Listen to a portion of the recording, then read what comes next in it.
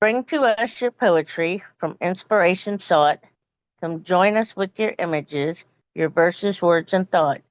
From here we'll share your balladry for those who do not know it. This platform's here for you to show the world that you're the poet. Welcome to episode 30 of You're the Poet, the poetry podcast featuring you. I'm host Matt Burgio, and I'm here with co-host Phil Burgio. Phil, welcome. Thank you. Here at You're the Poet, our purpose is to share our love of poetry with the world and invite you to do the same. I want to start by saying thank you to all of our listeners who have made You're the Poet possible. We hope you enjoy the podcast and the poetry that is shared here. Our featured guest for this episode of You're the Poet is returning guest James Bryant, who is joining us from Virginia. James, welcome back to You're the Poet. Thank you so much for inviting me back. We're glad you can join us again, and we look forward to your contribution to the episode. To start things off, I'm going to share a classic poem for the episode. Now, I know we've done a lot of sonnets as of late, and since I recently talked to our guest James Bryant about the sonnet, I decided I would pull out this sonnet that I wanted to read in one of our upcoming episodes. So this one is by Emma Lazarus. She was born in New York City in 1849, and she died in New York City in 1887 at the young age of 38. She was both an author and an activist. She was involved in aiding refugees to New York who had fled anti-Semitic pogroms in Eastern Europe. She's most remembered for The New Colossus, which is the poem we'll be sharing today, but she was a published author in her time, having a couple of poetry collections published, as well as poems published in magazines, etc. Other works included a novel and 2 plays in 5 acts. The New Colossus was written in 1883 to help raise money for the construction of a pedestal for the Statue of Liberty. It was donated to an auction of art and literary works that raised money for that project. The title of the poem references the Greek Colossus of Rhodes, the giant statue that was one of the 7 wonders of the ancient world.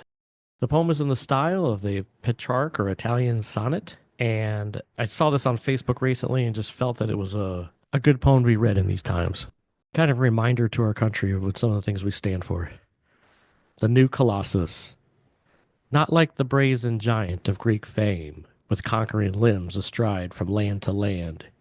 Here at our sea-washed sunset gates shall stand a mighty woman with a torch, whose flame is the imprisoned lightning, and her name, Mother of Exiles.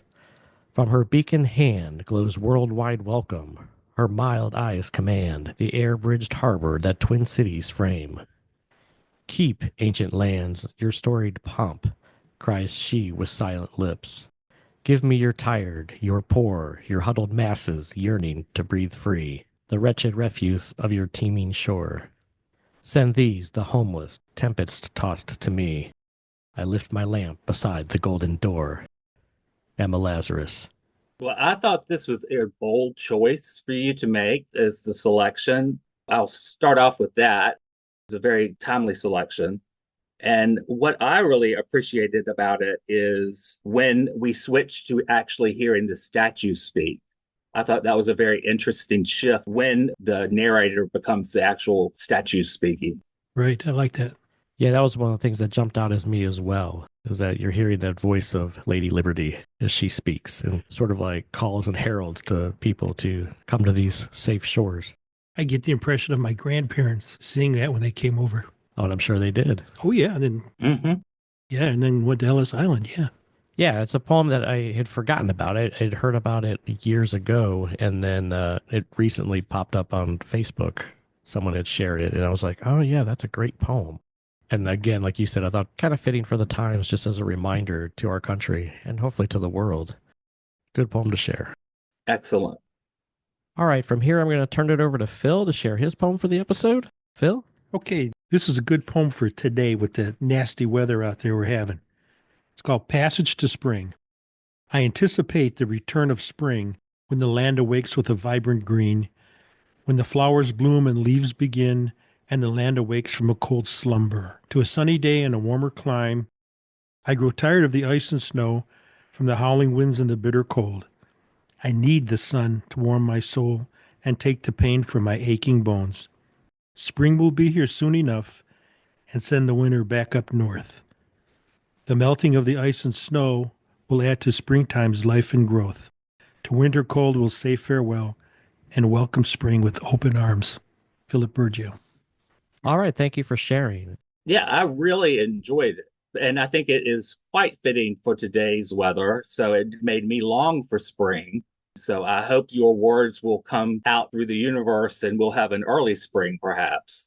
Yeah, I agree. Especially kind of in the midst of Groundhog Day having been, last week.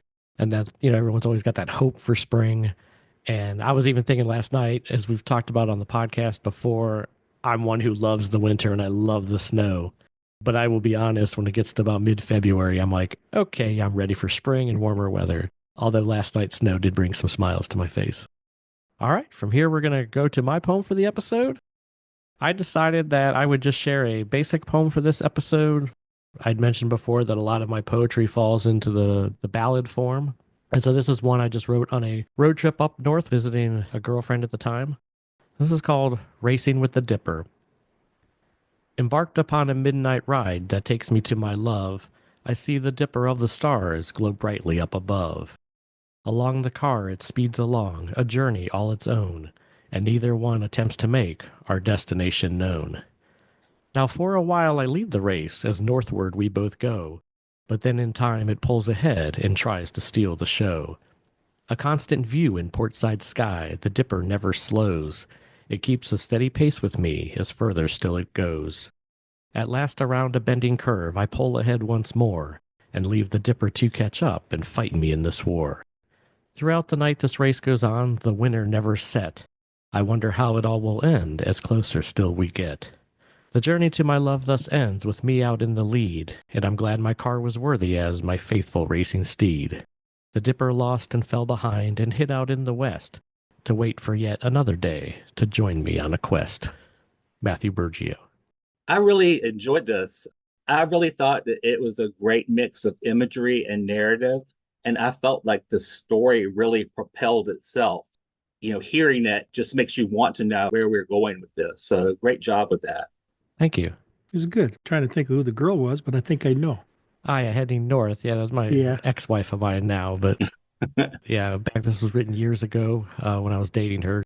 She lived up in the Cleveland, Ohio area, which is I think it was like a good 2.5, 3 hour drive straight up the highway here. So when you get bored, I'm driving at night, and I'm always one to pay attention to the stars and the moon and what's going on up there. And Big Dipper was just out there in the portside sky, and I was just watching it the whole way, kind of in that constant view. And so it just inspired me to write a poem about it, kind of like I was racing the Dipper. Good imagery. Yeah, I mean, literally, you can imagine what you're seeing as you're reading the poem. It was a great job. And I just thought the way it propelled itself and the rhyme scheme, I think, really helped that. Your rhymes are perfect in this. Oh, thank you. All right. And from here, we want to move to our guest section of the episode. James, welcome back. You're the poet. Show us what you've got. Okay. For some strange reason, I decided this is my second year of writing poetry. I began in January of 24. And so I thought I need to probably be expanding myself. So I thought, why not try a sonnet? And have since gotten addicted to writing sonnets. Here's one for you. The title of it is Thorns Are the Deadly Weapons of a Rose. I present to you a single red rose, a bud on the end of a thorny stem. You take it and bring it close to your nose. I tell you I got it on just a whim. Crimson colors fill your cheeks while you blush. It seems my offer made an impression. Warm feelings of love to my heart do rush. I watch you accept it with discretion. You glance to see if others have noticed. At least that is only my impression. Next was not a thought of the remotest. Your embarrassment is my perception. Your affections, they are with another. I know I will never be your lover. James Bryant. All right. Thank you for sharing. And well done with the sonnet. I can see this as an Elizabethan or Shakespearean sonnet, the English sonnet. Shakespeare came to mind when you started that poem. Mm-hmm. I like how you have that turn in there. And it's almost gradual. It's almost not so much like a sudden volta, but that whole third stanza, you can kind of see that even at the last line of the second stanza where it kind of turns from that, the person receiving the rose maybe is not so sure or sort of like a slight embarrassed with receiving it. And then that kind of develops into the third stanza. And then your couplet ending with that, their love belongs to another. So I thought you did a good job there, not only capturing just the meter and the rhyme scheme of the sonnet, but also the development of it and the content of it. And I also love that beginning of that second line, that crimson colors fill your cheeks while you blush, kind of incorporating that crimson color, not just with the blushing, but as one might think about with a rose. Thank you. Very well done. Yeah, became fascinated with writing sentences with 10 syllables. Now my brain is almost thinking in 10-syllable phrases. I got to do me a sonnet. Yeah, you mentioned getting used to writing in 10 syllables, and I think that does happen. As like we've talked with some other people like Mark McDermott or even Jacob Piercy, that you write so much poetry you almost start talking poetically. I noticed that a little bit with the sonnet writing as well, like you mentioned, but definitely with the ballads.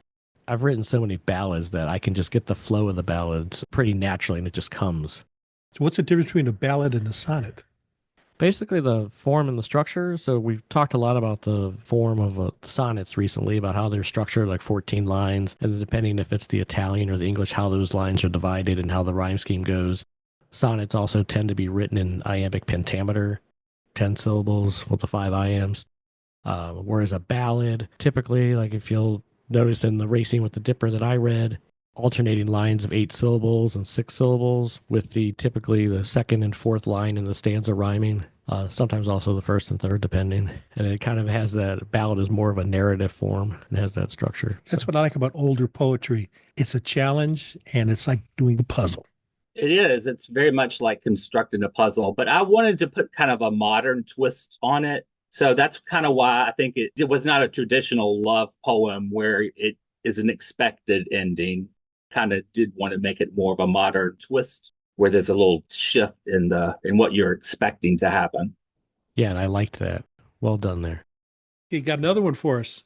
Yes, this is a good bridge because I had been thinking in 10 syllables. So I thought, let me write a poem where, again, we're going to match syllable counts. And just as in the previous one, I also did that with the title. So the title is 15 syllables on this one, and that's going to be the content of each line. And this is a different one for me because typically I do write in rhymes, but this one does not. And it is called Cool Water from a Hose on a Blistering Hot Summer Day. Disappointment drips like a leaky faucet in the summer.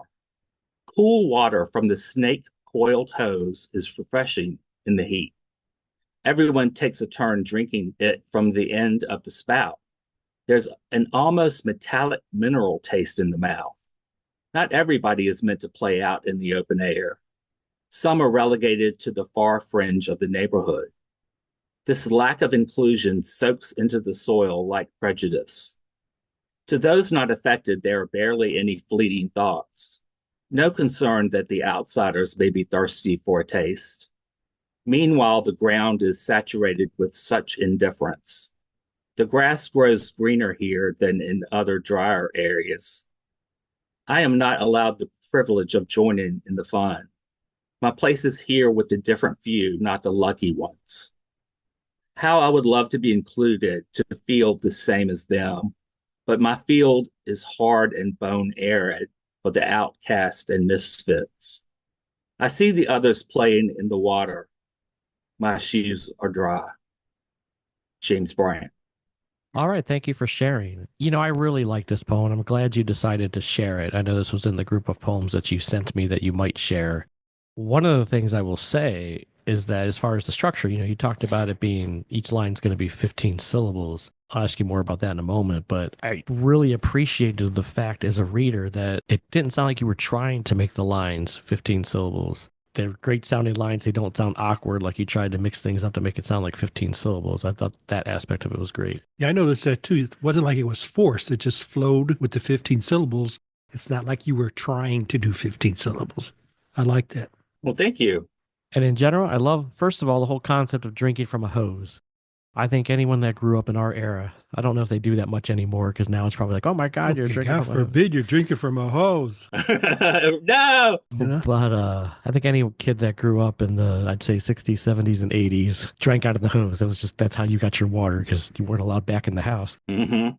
But I love how you weave that with the outcast thing, that that you're not taking part in that, you're over here. And some of that imagery you used, I thought was just great. Like, meanwhile, the ground is saturated with such indifference. Some of those lines you wove in there, I thought were just great as far as getting that like arid and the dryness and that contrast from those are the kids over there with the green grass drinking the water. And then we're the outcast, thirsty ones with the arid ground. And just a wonderful job overall with that. Thank you so much. I appreciate it. I did have a quick question about the 15 syllable thing. Was that something you came up with, or is that something you saw somewhere, or as far as the form?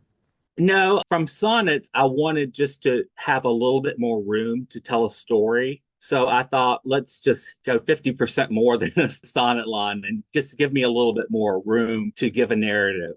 So that's where the idea came from. And every sonnet I write, I have 10 syllables in the title. So that's a fun challenge for me as well, is titling after I've written them. You've invented a new style of poetry. You have to call it Bryanism or something like that. I do like it. I thought that was very clever and very well executed. And I do like how you incorporate that into the title as well, the syllables. Mm. All right, before we move on to the next poem, I wanted to ask if there's anything you wanted to promote. I know that last time we talked, back in episode 19 when you were here, shortly after, you started your own Facebook poetry group, and I wanted you to tell us a little bit about that. Well, that turned out to be a crazy idea I had on a Sunday morning.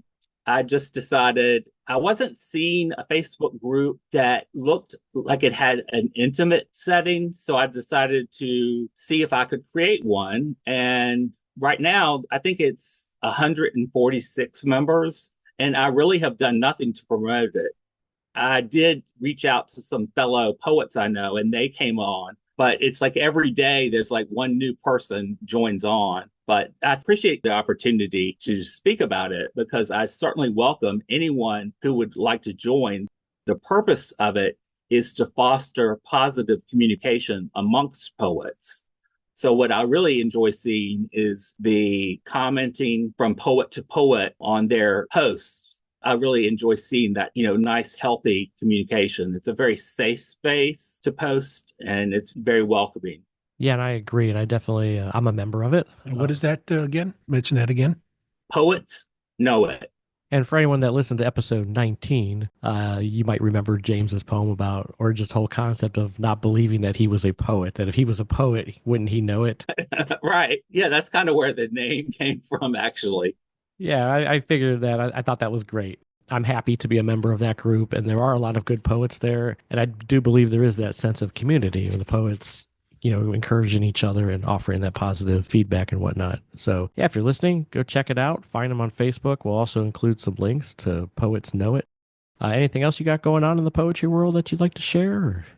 No, that's it. It was an interesting crossroads because in December, I really had gotten to a place where I was questioning what my future looked like with poetry and had even considered end capping it as, well, I was a poet for a year and then that was it.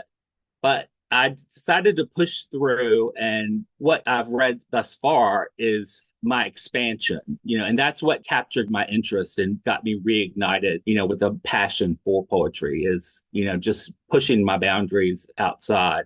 The next one I have for you was a writing prompt someone gave me. Okay.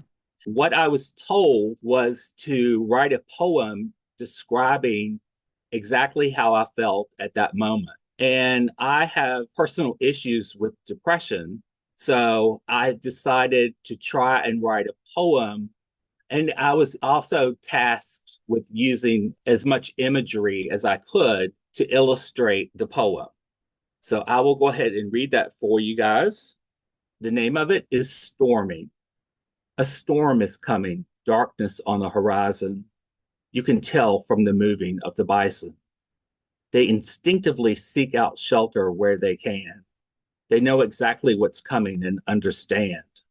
The sky becomes a shade of gray near black. Lightning flash, the roar of a wildcat ready to attack. The arid land seems to shake from the thunder. More animals are seeking trees to get under. I should be afraid, but I have no fear. The sky is depression, and I've been here. Just as this sudden storm covers up above, This mood manifestation is what I'm made of.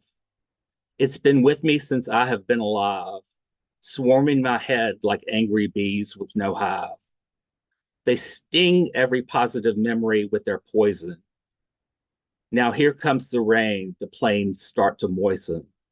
A torrential downpour is happening to me, just now on the outside where everyone can see. I feel vacant and void, self worth destroyed, a hollow heart just waiting to shatter, circular thoughts like hyena chatter. I stand here drenched to the skin, but it doesn't compare to how I feel within.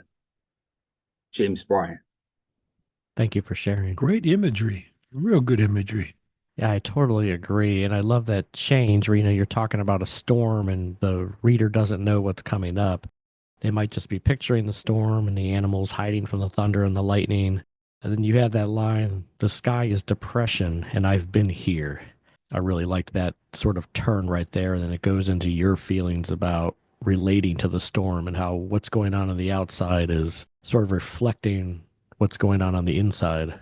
I think you captured that prompt very well. Thank you. For me, it was a challenge trying to use the imagery to describe the emotions without describing emotions. Right. This is how it came out, I guess.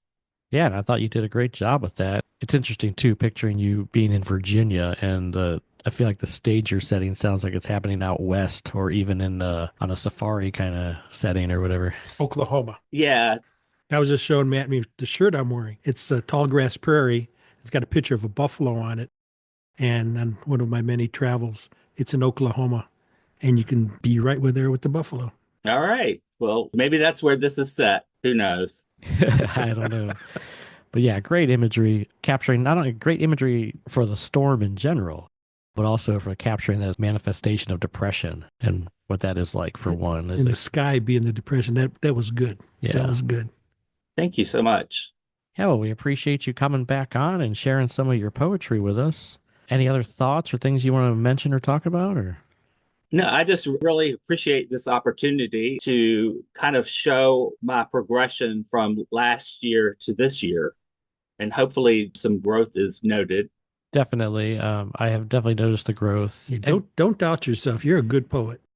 Thank you. I still have a hard time. I haven't quite reached where I want to be, but I feel like I'm on the path to get there. Well, I think you're doing a great job just overall with not only your own personal growth as a poet, but what you're doing there on Facebook for others.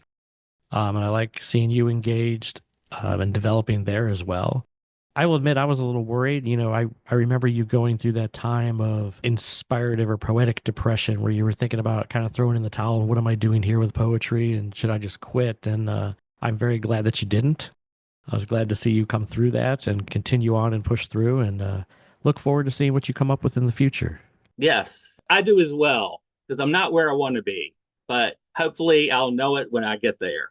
Definitely, and that's part of the growing process, and hopefully you just will always be continuing to grow. Even when you feel like you got there, there's always new things to explore, to get at, and to try, and that's kind of the beauty of poetry is it's almost endless. Exactly. Okay, we have a little feedback for this episode. For this feedback, we did something a little bit different. We actually got Mariah to be on a Zoom meeting with us and do some chatting about the podcast, and she gave us some feedback. So for this episode's feedback, we have some audio feedback. So this is from Mariah S. I think you're doing a great thing with this. The job I'm at now, I get to meet all kinds of people and just hear about their lives. And the podcast is kind of like that too. I feel like you get to learn about where people are and who they are and what they're doing or things they've felt. There's so much imagery to it. You just try to imagine what they look like and what their life is like. And you almost do. You get kind of a peek into it. And I really enjoy it. I think you guys do a great job with it.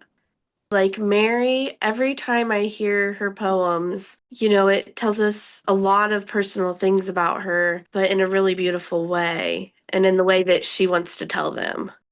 Yeah, I love Phil. I think that every time I send feedback, I say something usually about Phil. And the one thing I told Matt, the one time I said, I don't know that anyone's ever loved me as much as Phil has love in his heart, because you can just tell by your poetry. You just feel the love. You're not even the person or the object or any of that. And you just feel how much you love your kids and your family and your wife. And yeah, it's just so obvious. And I just love that about you. Thank you, Mariah, for sharing your feedback and chatting with us a little bit about the podcast. And we hope we'll get to hear you again in the future. All right, well, as we wrap things up, I want to let our listeners know we are grateful that you've taken the time to tune in. We hope you're enjoying the poetry shared here, and if you haven't already, please subscribe to the podcast and share it with others. Now that the Year of the Poet community is expanding at a rapid rate, we have set up a patron site for those who would like to show their support for Year of the Poet. You can find us on buymeacoffee.com/yearofthepoet. Thank you for your support as we continue to grow. If you've written any poetry and you want to share it here, whether you just have an interest in poetry, consider yourself an amateur poet, or are a professional poet with published works, contact us to be a guest on a future episode. Please check out the website at www.you'rethepoet.com, where you can find info about the podcast and episodes. Follow us on Facebook for updates and info, and send us an email to host@you'rethepoet.com for feedback or questions about the podcast and how to be our next guest. Also, we've been working on putting up the podcast episodes on YouTube. They're still just audio, but you can find them there under You're the Poet Podcast. And we're also working to build an Instagram presence where you can find us under You're the Poet Podcast. So please follow us on both of those, and please remember to give us feedback. Until next time, Phil, thanks for joining us. Thank you for having me. This is a good one. James, thank you for coming back to You're the Poet and giving us another shot at hearing your work. I really appreciate it. All right, thank you guys. Goodbye.